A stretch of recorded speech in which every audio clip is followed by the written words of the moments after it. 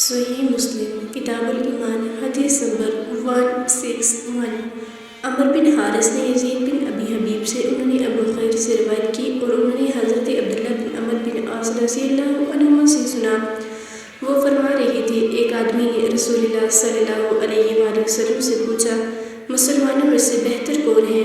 آپ نے فرمایا، جس کی زبان اور ہاتھ سے دیگر مسلمان امن میں ہوں۔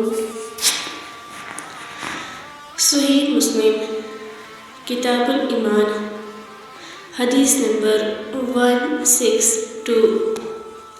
حضرت جابر رضی اللہ عنہ بیان کرتے ہیں کہ میں نے رسول اللہ صلی اللہ علیہ وآلہ وسلم کو یہ کہتے ہوئے سنا، مسلمان وہ ہے جس کی زبان اور ہاتھ سے دوسرے مسلمان محفوظ رہیں۔ صحیح مسلم کتاب الایمان حدیث نمبر 163۔ یحییٰ بن سعید اموی نے کہا، ہمیں ابو بردہ بری بن عبداللہ بن ابی بردہ بن ابی موسیٰ اشعری نے ابو بردہ سے اور انہوں نے حضرت ابو موسیٰ رضی اللہ عنہ سے روایت کی، انہوں نے کہا، میں نے رسول اللہ صلی اللہ علیہ وآلہ وسلم سے عرض کی، کون سا اسلام افضل ہے؟ آپ نے فرمایا، اس کا اسلام جس کی زبان اور ہاتھ سے مسلمان محفوظ رہیں۔ صحیح مسلم کتاب الایمان حدیث نمبر 164۔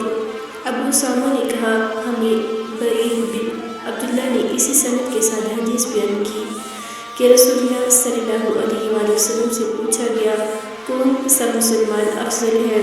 اس کے بعد سابقہ حدیث کے معنی ذکر کیا۔ صحیح مسلم کتاب الایمان حدیث نمبر 165۔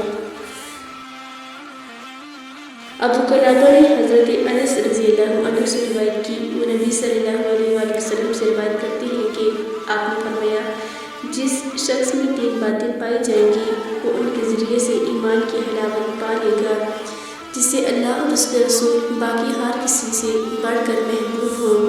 دوسری یہ کہ جس کسی سے بھی محبت کرے اللہ ہی کے لیے کرے، اور تیسری یہ کہ اللہ نے جب اسے کفر سے بچا لیا ہے تو دوبارہ کفر کی طرف پلٹنے سے وہ اس طرح نفرت کرے جیسی اس بات سے نفرت کرتا ہے کہ اسے آگ میں ڈال دیا جائے۔